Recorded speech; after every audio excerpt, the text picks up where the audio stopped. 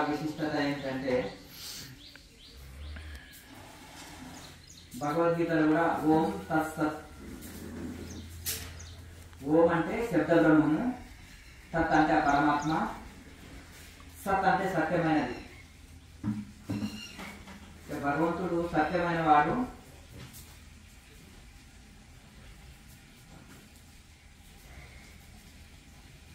శాశ్వతమైన వాడు, స్థిరమైన వాడు అని ఏ పని చేసినప్పుడైనా మంచి శుభకార్యాలు చేసేటప్పుడు ఓం తత్సత్ అంటారు.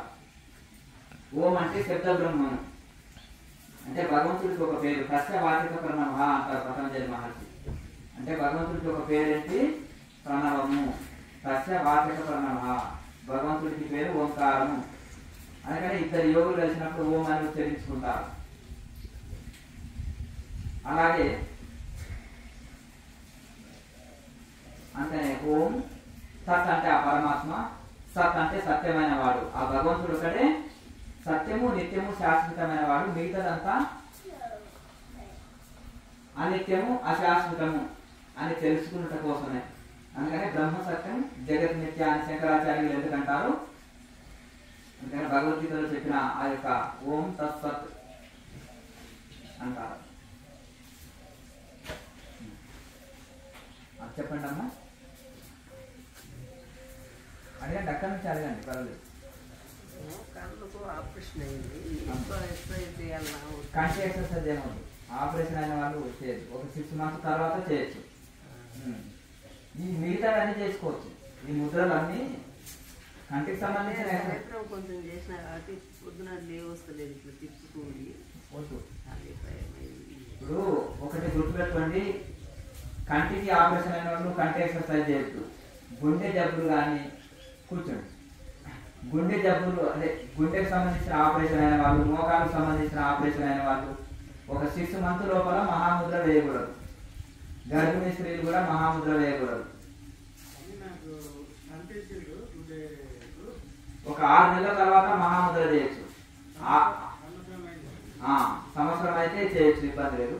అది కూడా మనకు శరీరంలో ఇబ్బంది కానంత వరకు చేయొచ్చు. మనం ఒక ముద్ర వేస్తుంటే శరీరానికి కష్టంగా అనిపించింది అనుకో, ఆ ముద్ర వదలవచ్చు, ఇబ్బంది లేదు. బలవంతంగా చేయకూడదు, మెల్లమెల్లగా నెమ్మదిగా ప్రాక్టీస్ చేయాలి.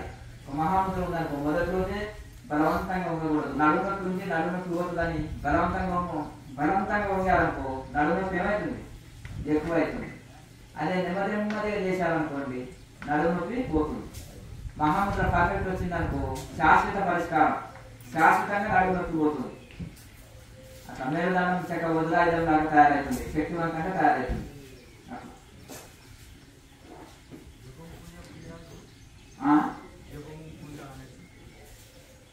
క్రియాయోగ సాధన చేసే వాళ్ళకి ఇక వేరే పూజలు, హోమాలు ఇవన్నీ అవసరం లేదు. మరి అవి ఎందుకున్నాయి? అంటే డిగ్రీ చదివే వాడికి పూజలు ఇది ఏబిసిడి దిద్దవలసిన అవసరం లేదు. అది ఎవరికంటే స్టార్టింగ్ లో నర్సరీ ఉండే స్టూడెంట్స్ కి అవసరం. అది ఉండొద్దు అనడానికి లేదు కదా, నర్సరీ ఉండనే వద్దు అనడానికి లేదు కదా. ఏ స్థాయిలో ఏ పాఠం చదివేవాళ్ళు, ఏ తరగతి చదివేవాళ్ళు ఆ తరగతి చదువుతారు. కనుక అది కొంత ఫలితాన్ని ఇస్తాయి, కానీ అక్కడే ఆగకూడదు. కొంతమంది ఏం చేస్తారంటే జీవితాంతం ఇంకా చనిపోయే వాళ్ళు కూడా అవే పూజలు చేస్తారు, కానీ ధ్యానం అంటే తెలియదు, యోగాభ్యాసం చేయరు, విచారణ చేయరు. వాళ్ళకి ముఖతోకకు రాయి కట్టినట్టే తాత్కాలిక పరిష్కారమే ఉంటుంది తప్ప శాశ్వత పరిష్కారం ఉండదు. కనుక ఇప్పుడు ఎంతెంత పైకి వెళ్తుంటే అంత సబ్జెక్టు తగ్గుతుంది. చిన్నపిల్లవాడికి చూడండి, మొదలైన పుస్తకాలు ఉంటాయి. కాలేజీ పిల్లవాడు నోట్బుక్ పట్టుకొని వెళ్తారు. టీచర్ అయినాక చేతులు ఒప్పుకుంటూ పోయి పాఠాలు చెప్తారు. రిటైర్డ్ అయినాక ఇంకేం చేయాలి, కూర్చున్న దగ్గరనే టెన్షన్ అనుభవిస్తారు.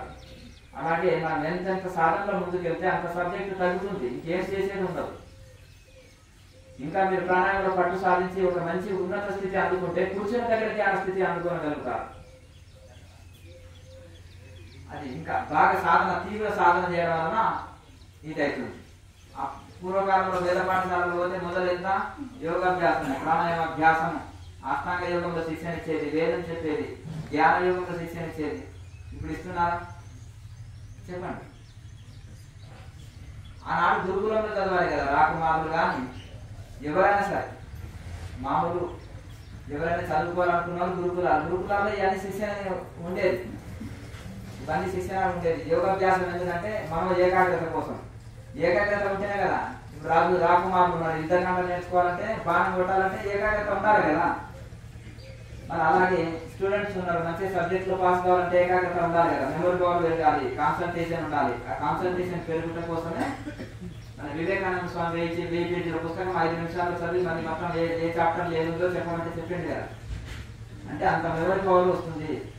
కనుక ఇవన్నీ కూడా మనకు ప్రతి దాంట్లో వాళ్ళు ఈ యొక్క ప్రాణాయామ అభ్యాసం, యోగ సాధన అనేది జీవితంలో. ఇప్పుడు ప్రతి కూరల్లో ఉప్పు వేస్తారు కదా, ఉప్పు అనేది ప్రతి కూరల్లో ఉండాలి కదా, ఎన్ని వేసినా. అలాగే ప్రాణాయామం కూడా ప్రతి దాంట్లో ఉండేవాళ్ళు. ఏ సాధన చేయాలి.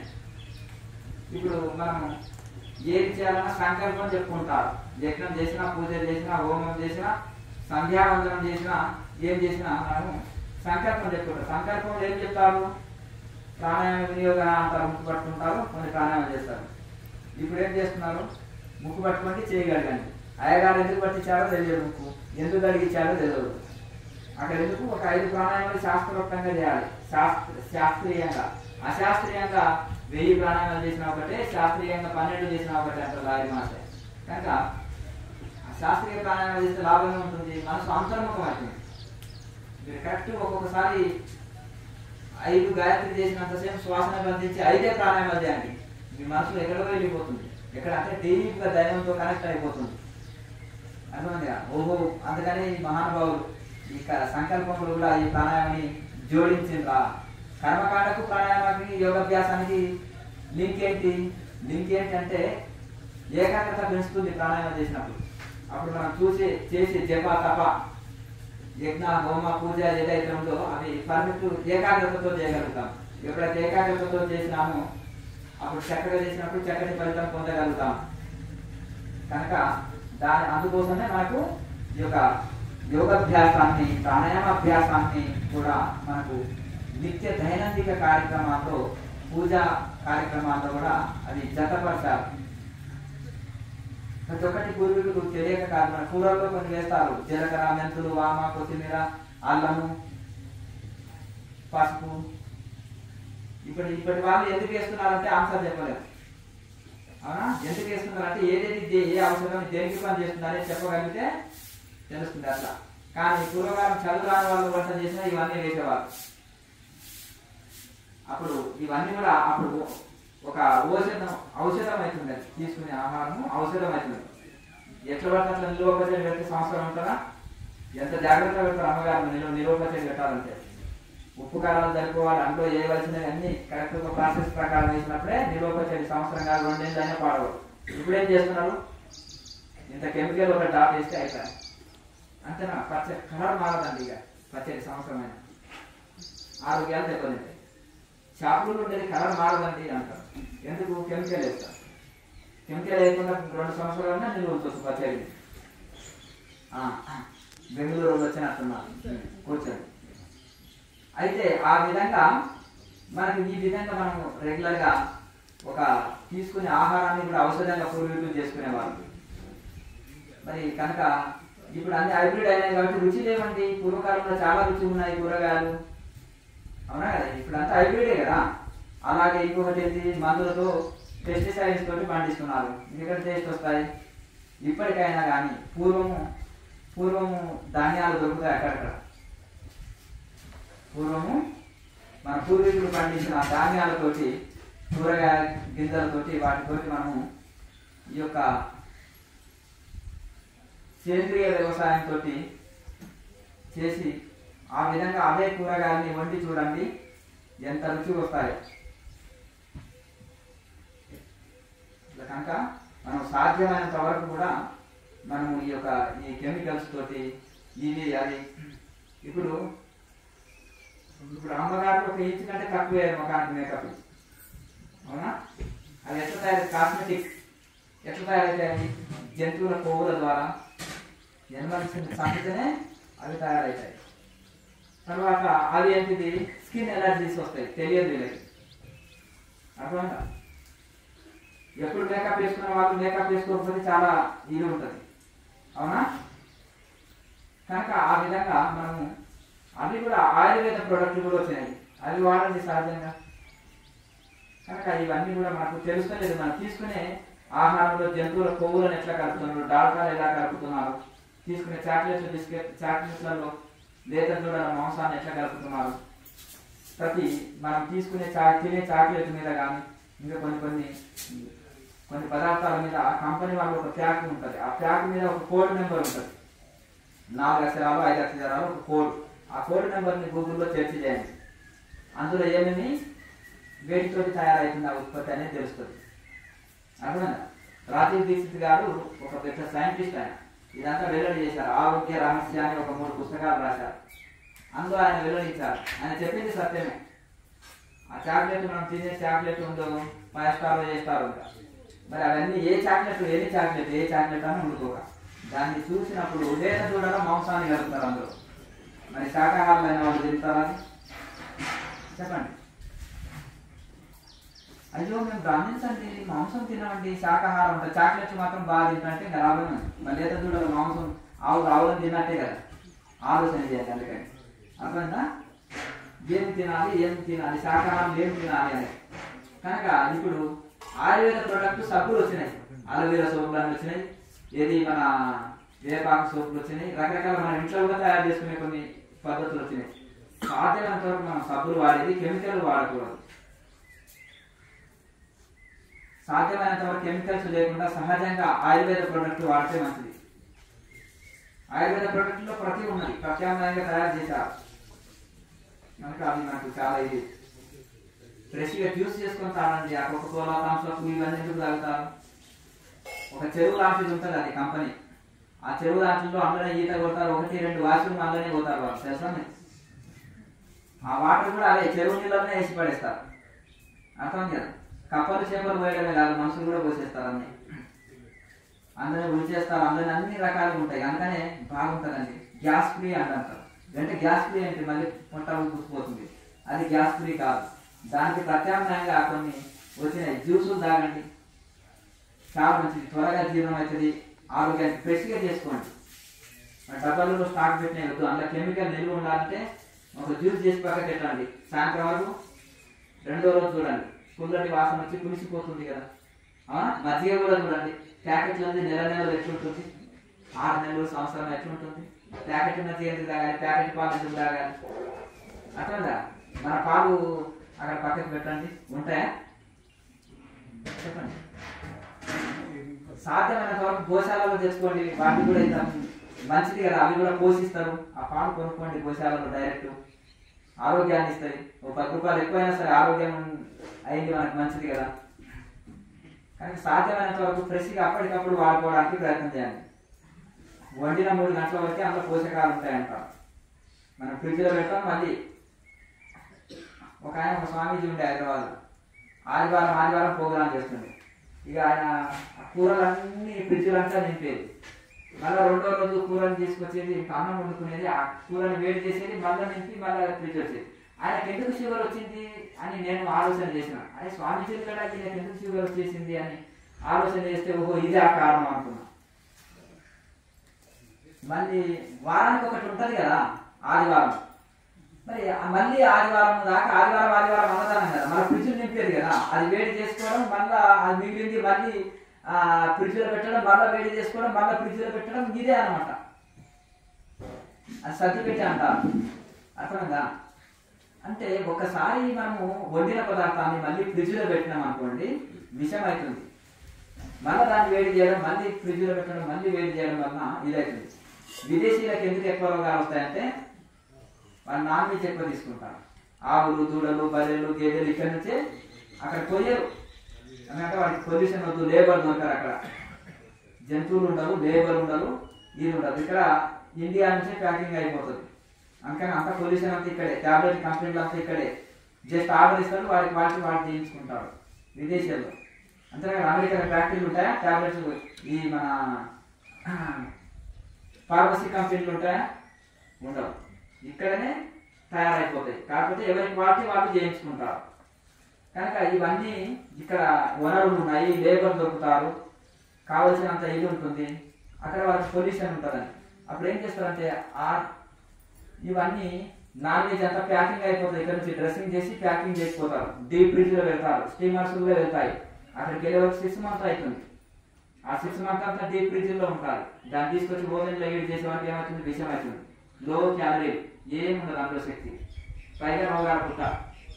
అందుకనే వాళ్ళు ఇండియా పద్ధతులను ఎందుకు ఆచరిస్తున్నారు అంటే ఇక్కడ చేసే ఆహారం ఒక ఔషధం లాగా ఉంటుంది.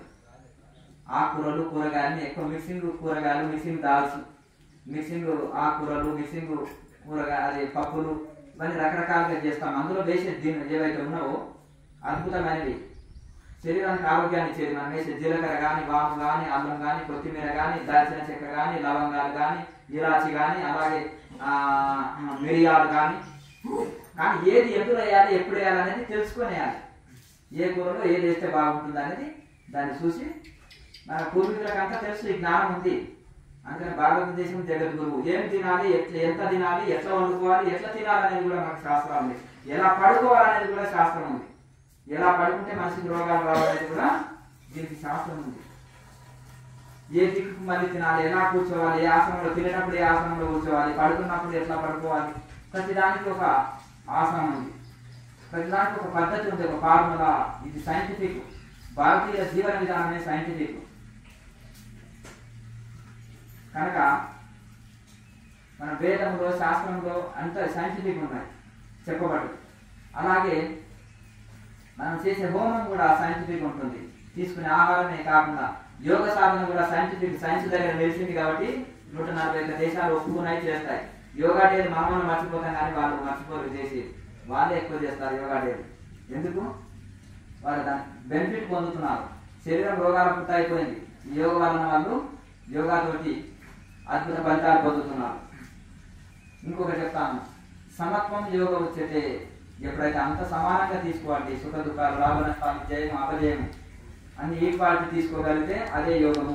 భగవద్గీతలో కృష్ణ పరమాత్మ ఏమన్నారు? సమత్వం యోగ ఉచ్యతే. అన్నిటిని సమానంగా తీసుకోవడమే యోగము. అన్నిటినీ బ్యాలెన్స్ చేయకపోతేనే పెద్ద రోగం. చిత్తం బ్యాలెన్స్ లేకపోతే ఏమవుతుంది? శరీరం రోగాలకు అవుతుంది. బీపీ, షుగర్, నేను నానా రకాల ఇవి వచ్చేస్తాయి. బ్లడ్ ప్రెషర్, ఇటువంటి ఎందుకంటే సుఖ దుఃఖాలు తట్టుకోలేరు, టెన్షన్ పడిపోతుంటారు. కనుక ఇవన్నీ సమత్వం, సమానంగా తీసుకోవడమే యోగము. కనుక ఈ విధంగా మీరు ప్రతి ఒక్కరు కూడా ఆహారం. అందుకనే యోగ శాస్త్రము చరక సంహితలో ఈ 4 పాటించే వరకు ఈ చరక సంహిత అవసరం లేదు, ఆయుర్వేదమే అవసరం లేదు అన్నారు.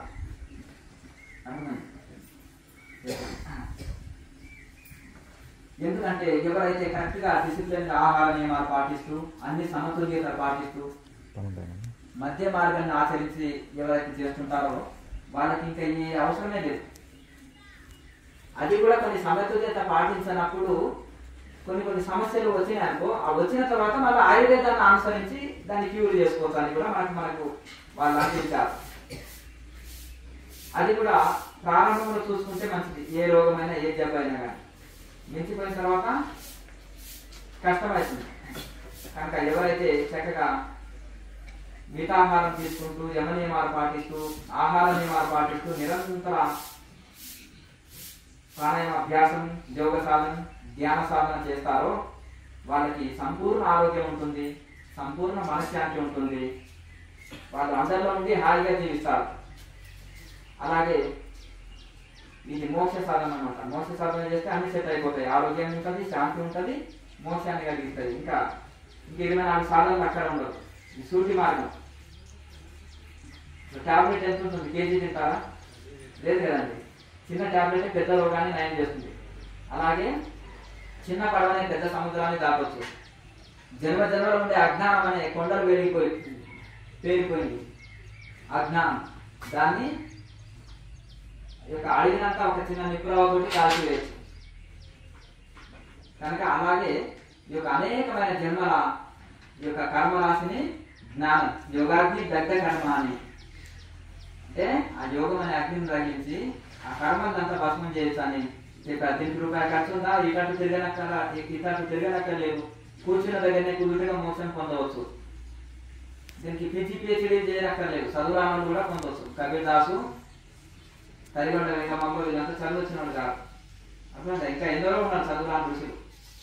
అట్లా కనుక చదువు శాస్త్రం వేల చిత్తం నిలిపితే నిజ పదవి దొరుకుతున్నాం. నిజ పదవి అంటే టెంపరీ కాదు, పర్మనెంట్ ఉద్యోగం ఏది మోక్షం అనే ఉద్యోగం. అన్నీ టెంపరీ కానీ ఒకటి పర్మనెంట్ మోక్ష పదవి. ఈ పదవులన్నీ కూడా తాత్కాలికమైనవి, శాశ్వతమైన పదవి. ఎవరైతే చిత్తాన్ని నిలిపి ధ్యానం చేయగలుగుతారో వరకు మోక్ష పదవి వస్తుంది అంటున్నారు. దీంతో చదువు శాస్త్రాలతో కూడా పని లేదు అంటున్నారు. శాస్త్రం ఎందుకంటే మనం వెళ్ళే మార్గం రైట్ అని తెలుసుకుంటే కోసం. గురువు మాట మీద నమ్మకం ఉన్న చాలు కదా, వాళ్ళు చెప్పినట్టు ఫాలో అయితే అయిపోయి కదా. శాస్త్రాలు చదవలసిన టైం వేస్ట్ చేయవలసిన అవసరం కూడా ఉండదు కదా. శాస్త్రాలు ఎందుకంటే మనము కరెక్ట్ వెళ్తున్నాం, గూగుల్ మ్యాప్ ఎందుకు రైట్ వెళ్తున్నామా వెళ్తలేము అనేది చూపెట్టడానికి. శాస్త్రము మనం కరెక్ట్ వెళ్తున్నాం అని చెప్పినప్పుడు మనం ఉత్సాహంతో ముందుకు వెళ్తాం. కనుక మనము ప్రాక్టికల్ అనేది అన్నమంతా ఉండాలి, కూర అంతా థియరీ ఉండాలి. అవునా? ఇప్పుడు ఏమైంది, థియరీ అన్నమంతమైంది, ప్రాక్టికల్ అన్నమంతా థియరీ అయిపోయింది, ప్రాక్టికల్ అనేది కూర అంతా అయిపోయింది. అవునా? ప్రాక్టికల్ ఎక్కువ ఉండాలి, కనుక ఎక్కువ సాధన అనేది బాగుండాలి. ఇంకా చాలా మంది అవన్నీ ఎందుకండి ప్రాణాయామ అభ్యాసాలు, ముద్రలు, ఆసనం అంతా ఊరికి అనుకో. బ్రహ్మజ్ఞానం కొద్ది సంవత్సరాలు తెలిసిన అనుకో, కరెక్టర్ అయినా అనుకో, మోసం పోతే అనుకో, కాశీ పోయినా అనుకో, అయిపోయాయి. ఇంకా అనుకో ఆయన కాడికి వచ్చింది ఇప్పుడు. అవునా? అనుకుంటే ఏం వదలదు. చిన్నపిల్లవాడు నేను కలెక్టర్ను, ఇంజనీర్ని అంటే అవుతాడా? చదివితేనే కదా, కష్టపడి చదివి ర్యాంకు సంపాదించుకుంటేనే కదా ఏదైనా ఉద్యోగం వచ్చేది. కనుక మనం సాధన ఎవరైతే బాగా చేస్తారో వాళ్ళు ఆ ఫలితం పొందుతారు. ఇక ఇంకేమైనా డౌట్స్ ఉన్నాయా మీకు?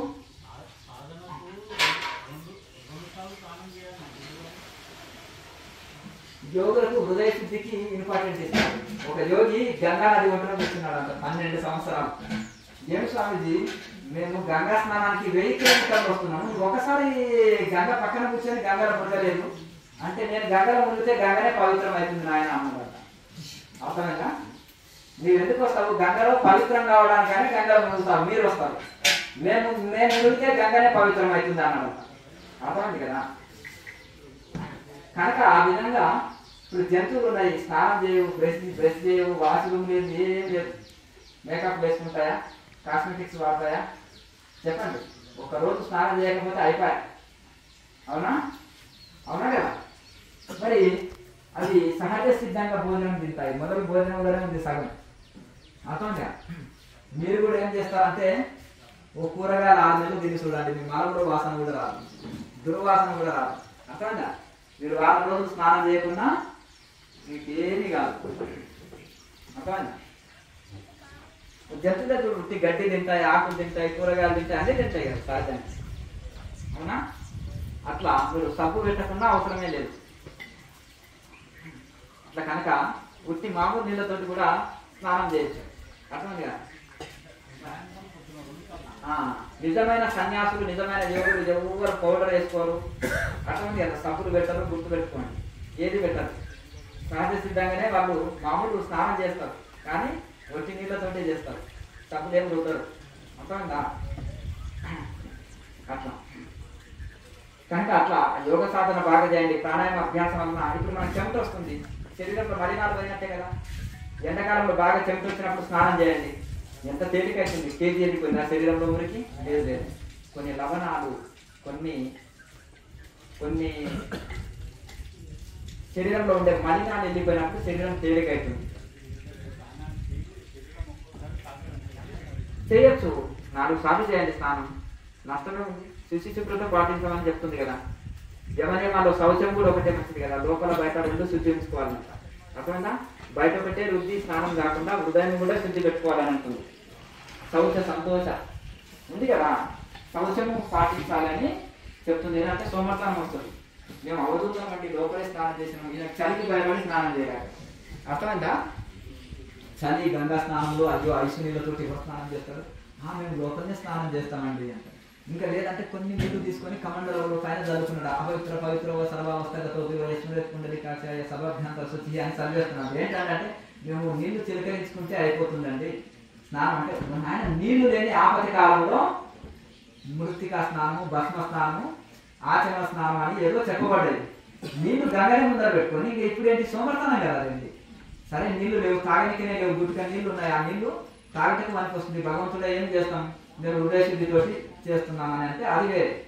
కానీ అవసరానికి ఇట్లా శాస్త్రంలో ఉండే లోపాన్ని ఏడ దొరుకుతుందా అని దొరికిస్తుంటాను. ఈ శాస్త్రంలో చూడండి, నువ్వు ఆపత్తిగా అంటే నీకు అవసరం ఉంది, కొన్ని నీళ్లు తీసుకొని మంత్రం చెప్పుకొని పైన చదువుకుంటే కూడా స్నానం అయిపోతుంది అని శ్లోకం చెప్తుంది చూడన్న. అది ఎప్పుడు ఆపద కాలంలో, నీళ్లు లేని కాలంలో, ఆపద కాలంలో సాధన ఆపకుండా నీకు ఋషులు మినహాయింపు ఇచ్చారు.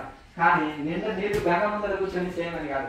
గంగ ముందర కూర్చొని అలా నీళ్లు చల్లుకొని స్నానం చేసి అంటున్నా అంటే అది సోమర్తనానికి వర్తిస్తుంది. కనుక మనం ఏడ దొరుకుతుందా అన్నట్టు చూస్తుంటాం. ఇప్పుడు అదే కదా భగవద్గీతలో అవధూతకు గుణాతీతుడికి ఏ నియమాలు లేవు, సంవత్సరాలలో నిలిచిన యోగికి ఏ నియమాలు లేవు. కనుక మన పరంపరలో బ్రహ్మజ్ఞాన సమాజం, ఇక్కడ ఏ పరంపర లేదు, అది ఏ నియమాలు అక్కర్లేదు. ఉల్లిపాయకు ఆత్మజ్ఞానానికి సంబంధం ఏంటి, వెల్లిపాయకి ఆత్మజ్ఞానానికి సంబంధమే ఉంది, నాన్ వెజ్కి మాంసానికి ఆత్మజ్ఞానానికి సంబంధమే ఉంది. నీళ్ళ తినంటే 200 కేజీలు శరీరాలు చేసుకోండి, అర్థమైంది కదా. అంటే దానికి దీనికి సంబంధం ఏంటంటే మరి తమో గుణం, రజోగుణం, సత్వగుణానికి బ్రహ్మజ్ఞానానికి సంబంధం ఏంటి. తమో గుణ భోజనం చేస్తే తమో గుణాన్ని అవుతావు, రజోగుణ భోజనం చేస్తే రజోగుణస్తుడు అవుతావు, సత్వగుణ భోజనం చేస్తే సత్వగుణస్తుడు అవుతావు అని భగవద్గీతలు ఎందుకు చెప్పాడు. ఇప్పుడు తమో గుణం, రజోగుణం వాళ్ళకి ధ్యానం కుదురుతుందా? కుదరదు. కనుక అలాగే మరి సత్వగుణంలోకి వచ్చినప్పుడే కదా మీకు ధ్యానం చక్కగా కుదరాలి. మరి సత్వగుణం రావాలంటే సాత్విక భోజనం చేయాలి కదా. ఎంత లాజిక్ పాయింట్ చూడు, అర్థమైంది కదా. ఈ శాస్త్రాలు చదవకుండా ఉట్టిగా ఏదో పుస్తక నాలెడ్జ్ తోటి ఆయనలతో ఎంత అపాయం, అవునా కదా. ఋషులకందరికి తెలియదా? ఋషులకు తెలియకనే ఈ నియమాలు పెట్టారా చెప్పండి. అట్లా కనుక చాలా అపాయం అన్నమాట. శాస్త్రము తెలియని వాళ్ళ గురించి, శాస్త్రం గురించి మాట్లాడే వాళ్ళు కనుక చాలా అపాయం అన్నమాట. కనుక వాళ్ళు ఏం చేసేస్తున్నారు అంటే ఈ లోపల డబ్బు సంపాదించే యోగా గురుజులో, జ్ఞానం గురుజులో, లేకపోతే ఒక మఠము కట్టుకొని ఉంటాడు. ఒక పరమ లౌకికుడు వ్యాపారం ఏమనుకుంటాడు, ఇన్ని వ్యాపారంలో చాలా లాస్ అయినా, ఏ వ్యాపారం పెట్టుబడి లేని వ్యాపారం ఉండాలి. చిన్న వ్యాపారానికి చిన్న పెట్టుబడి, పెద్ద వ్యాపారానికి పెద్ద పెట్టుబడి ఉంటుంది. ఇదేం లేదు, ఒక అబద్ధం మాట అయిపోయి కదా, అంతే కదా. హాయిగా ఏమి చేయనక్కర్లేదు, పండ్లు వచ్చే పాదాలు విసిరి పాదాలు నొక్కేటోళ్ళు ఉంటారు, జేజీలు పలికేటోళ్ళు ఉంటారు. ఇప్పుడు చూడండి, ఒక్కొక్కరికి బ్యాజీలు పెట్టుకొని గురువు చూస్తుంటే రెండు చేతులు నమస్కారం వేసుకొని తెల్లటి వస్త్రాలు వేసుకొని ఇట్లా కూర్చుంటారు, స్తోత్రాలు చేస్తుంటారు, అవునా. ఎవరు ఆ గురువుజీ? 4-2 ఏళ్ల కింద చూస్తే ఒక వ్యాపారి ఉంటాడు, పెద్ద వ్యాపారి, 20-30 వ్యాపారాలు చేసి బాగా లాస్ అయిపోయి ఘోరమైన అప్పుల్లో ఉంటాడు. ఆ అప్పులు ఈ రూపంలో తీసుకుంటాడు. అట్లా బాగా చూడండి, లౌకికమైన పదాలు మాట్లాడి ఒక శాస్త్రీయంగా బోధిస్తాడా, ఒక శాస్త్రీయంగా చెప్తాడా అంటే లేదు. అటువంటి చాలా మంది ఉన్నారు. ఉద్యోగం చేయడానికే, వ్యాపారం చేయడానికే, వ్యవసాయం చేయడానికి సోమరితనం వచ్చేసి ఇదేదో బాగుంది అవతారం అని. కనుక అప్పుడు సరే దాన్ని శాస్త్రీయంగా ఎందుకు బోధించాలంటే శాస్త్రం తెలియదు.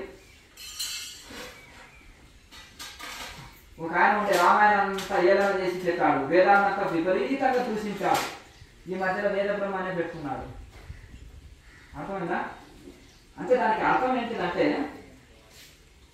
ఇప్పుడు ఉండేది నెల తర్వాత ఈ మాట ఉండదు, మళ్ళీ 6 నెలల తర్వాత ఈ మాట ఉండదు, నెలకు 6 నెలలకు ఒకసారి చేంజ్ చేసి వస్తూనే ఉంటాయి. అంటే ఒక క్లారిటీ లేదు. జీవితం అంటే శాస్త్రాల మీద క్లారిటీ లేదు, సాధన మీద క్లారిటీ లేదు, ఏం మాట్లాడుతున్నాడో క్లారిటీ లేదు, ఏం చేస్తున్నాడో క్లారిటీ లేదు. నోటి ముట్టు వచ్చింది, వదిలినా అయిపో. ఎంత స్పీడ్గా మాట్లాడినా, ఎట్టి పరిస్థితుల్లో మాట్లాడినా శాస్త్రాన్ని వక్రీకరించి మాట్లాడరు నిజమైన యోగుడు. శాస్త్ర ప్రమాణంగా చేస్తారు, శాస్త్ర అనుకూలంగా జీవించాలంటారు, గురు పరంపర మర్యాద పాటించాలంటారు, శాస్త్రీయంగా వెళ్ళాలంటారు. వీళ్ళకి క్లారిటీ లేదు కనుక ఎప్పుడేం మాట్లాడతారో తెలియదు అన్నమాట. కనుక వాళ్ళ పాత ఉపన్యాసాలకి మళ్ళీ కొత్త ఉపన్యాసాలకు మొత్తం క్లారిటీ ఉండదు. అర్థమైంది? ఇంకెవరన్నా ఖండించలేదనుకో ఇంకా అంత పరంపర అట్లే పోతుంది. అర్థమైంది కదా. బలంగా ఖండించి ఇది చేసేదనుకో, అమ్మో మన దుకాణం బంద్ అయ్యేటట్టుందని మళ్ళీ కొంచెము పూర్తి స్థాయిలో చెప్పారు. అది కూడా అది మాట్లాడడం బంద్ చేస్తారు అంతే. మన లోపల రహస్యంగా మళ్ళీ ఇదే నమ్మి ఏం లేదు వాళ్ళు అనుకుంటారులే. చిన్నపిల్లవాడు అంటారు అంతా అబద్ధమే అంటారు కదా చిన్నపిల్లవాడు, అంతా ఉట్టిదే అన్నట్టు మళ్ళీ వాళ్ళు కూడా ఏం చేసేస్తారంటే ఈ యొక్క లైవ్లో రావచ్చు కానీ వాళ్ళ లోపల అదే ఉంటాయి కదా ప్రవచనాలు జీవన విధానం. ఏం కాదు మీరు ఆచరించండి మన పరంపరలో. అవధూత పరంపర అంటే అయిపోయాయి కదా, ఏదైనా దీన్ని వచ్చి ఏమైనా చేయొచ్చని అట్లా. అయ్యా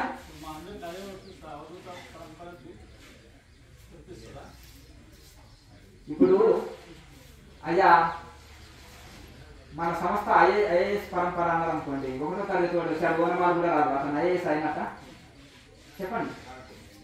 అలాగే అది ఒక డిగ్రీ అండి, కష్టపడి సంపాదించుకున్న ఒక డిగ్రీ. ఏదైనా కానీ ఒక డాక్టర్, ఒక ఇంజనీర్, ఒక ఏదైనా కానీ ఒక పీజీ పిహెచ్డీ చేసి కష్టపడి సంపాదించుకునేది. ఒకటి రోజులో పీజీ పిహెచ్డీ పూర్తి అవుతుందా? బ్రహ్మర్షి మహర్షి అని తగిలించుకుంటే అయిపోయినా అర్థంగా. ఆ మహానుభావులు సృష్టి స్థితి లయ చేసే శక్తి పొంది ఉన్నారు, అయినా దాసభావం ఉంటుంది. ఒక 24 hours ఆహారం లేకపోతే చచ్చిపోతారు. అటువంటి వాళ్ళు తగిలించుకోవచ్చా? ఇంద్రియాలు శరీరం ఆధీనంలో ఉండే ఒక ఋషి పెట్టుకోవాల్సిన పేరు అది. అర్థంగా నేను చెప్తాను. ఒక వివేకానంద స్వామి వివేకానందాన్ని ఇంత సింపుల్ పెట్టుకున్నాడు. బ్రహ్మర్షి మహర్షి అని ఎందుకు తగిలించుకోలే చెప్పండి? అర్థంగా అతనిలో ఎంత అష్టసిద్ధులు ఉన్నాయి తెలుసా మీకు ఆ విషయం? లేకపోతే విదేశాల్లో పోయి దాని ప్రవచనాలు ఇచ్చి కరుడు కట్టిన క్రిస్టియానిటీ ఉంటే ఆ దేశాల్లో పోయి ప్రవచనాలు ఇచ్చి ఇవ్వగలుగుతాడు ఆయన? అర్థమైందా? ఎన్నోసార్లు బుల్లెట్లు కాల్చిన ఆయనకు తగలలేదు. అర్థమైందా? పరమహంస యోగానంద గారి మీద వీళ్ళ మీద ఎన్ని అటాకులు జరిగినాయి తెలుసా మీకు? స్వామి దయానంద సరస్వతి మీద ఎన్ని అటాకులు, 1000 సార్లు అటాకులు జరిగినాయి. అన్ని ప్రయోగాలు జరిగినాయి ఆయన శరీరం మీద. ఆ మహానుభావులు అష్టసిద్ధులు కలిగిన వాళ్ళు కనుక దాన్ని అవన్నిటిని కూడా తిప్పికొట్టగలిగారు కనుక వాళ్ళు ఏంటి, నేను చేసేది సత్యము, చెప్పేది సత్యము, బోధించేది సత్యము, నాకు స్వార్థం లేదు, నేనేం ఆశించి రాలేదు, సేవ చేయడానికి వచ్చినాను అని వాళ్ళు మనస్ఫూర్తిగా దృఢమైన నిశ్చయంతో ఎన్ని కష్టాలు వచ్చినా ఎన్ని బాధలు వచ్చినా దాన్ని కొనసాగిస్తారు ముందుకు. కనుక ఇది ఒకటి ఏంటంటే మనం ఋషులు చెప్పిన నియమం. సాధకావస్థ కదా, భగవద్గీత 6వ అధ్యాయంలో ఆత్మ సంయమ యోగంలో యుక్తాహార విహారశ యుక్త చేష్టసు కర్మసు యుక్త స్వప్నావబోధశ యోగో భవ దుఃఖ అన్నారు. ఎవరి కోసం చెప్పిండ్రు? యోగ సాధకుడికి, ధ్యాన సాధకుడికి, ఆత్మ ప్రాప్తి కోసం, మోక్షం కోసం సాధన చేసే సాధకుడికి చెప్పబడ్డది.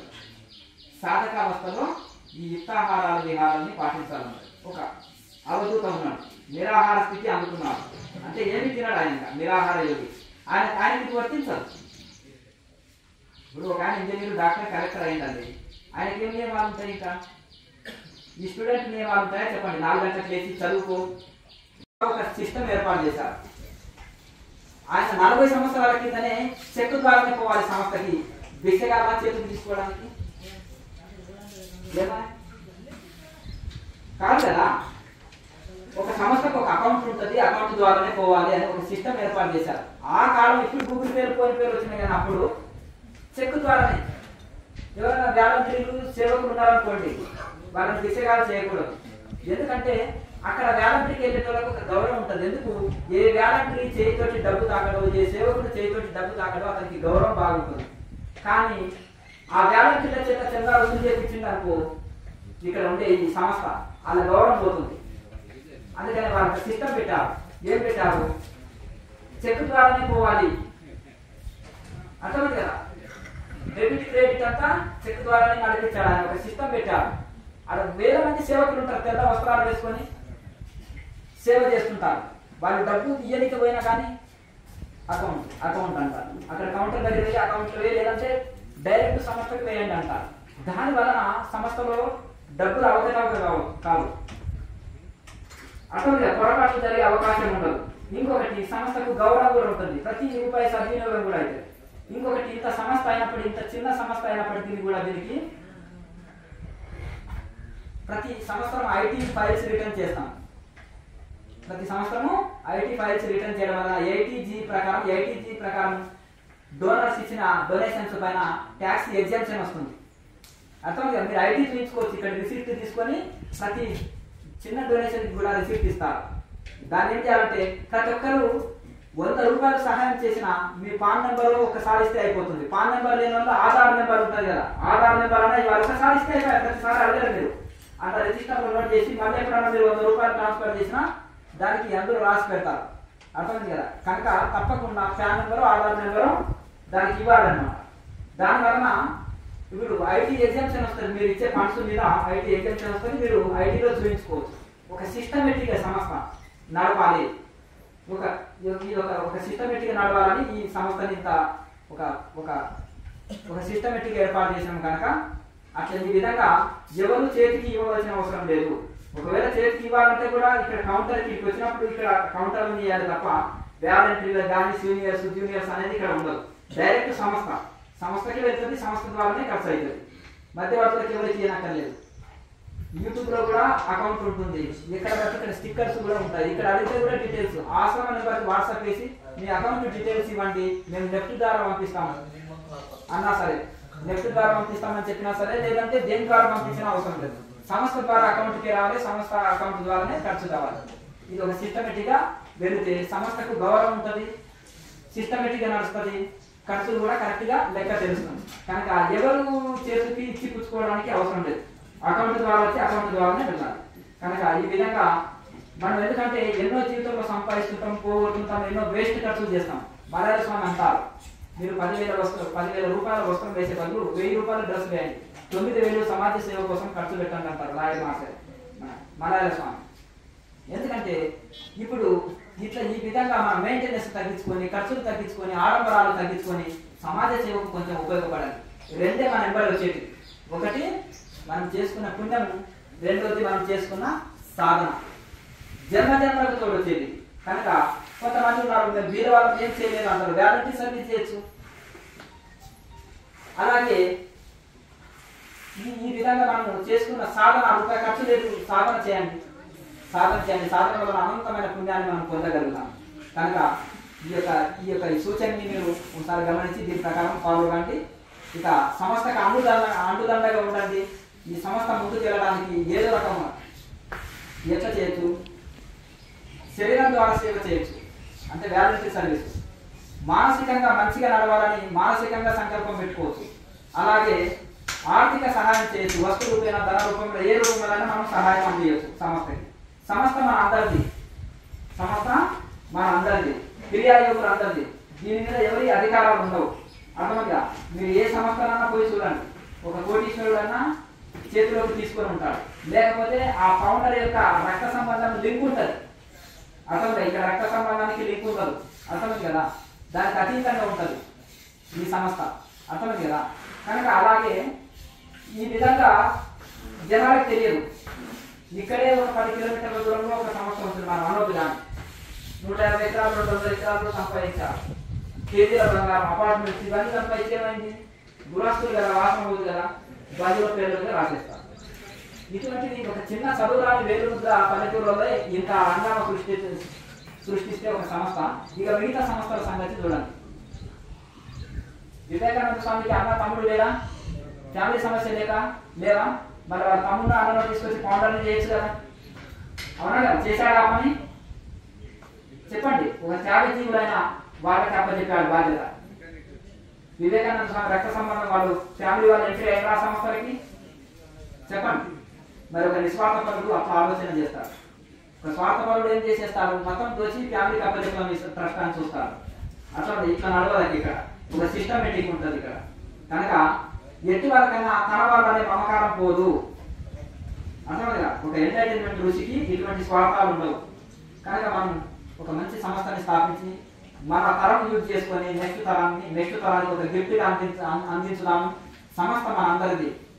అర్థమవుతుంది. మన ఇంట్లో మనమే పనులు చేసుకోమా?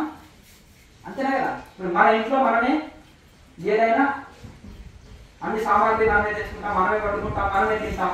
ఇక్కడ ఒక స్వేచ్ఛగా మన ఇంట్లో ఉన్నట్టు తల్లి గారింటికి వెళ్తాం, వెళ్తే ఎట్లుంటుంది, మన అమ్మగారింటి దగ్గర అమ్మగారు ఎట్లుంటారు, అట్లా ఇక్కడ ఇది సంస్థ మనది అనుకొని దీనికి అండదండగా ఉండి దీని మూమెంట్ ముందుకు తీసుకొని వెళ్దామా? సైలెంట్ ఉన్నారు అంతేనా? కనుక మనం ఆటోమేటిక్గా ఇది ఉంటుంది. ప్రతి ఒక్కరు మనసులో ఎవరికి వాళ్ళు అలా సంకల్పం పెట్టుకోండి, ఈ మూమెంట్ ముందుకు వెళ్ళాలని. లోకా సంస్థ సుఖినో భవంతు. ఓం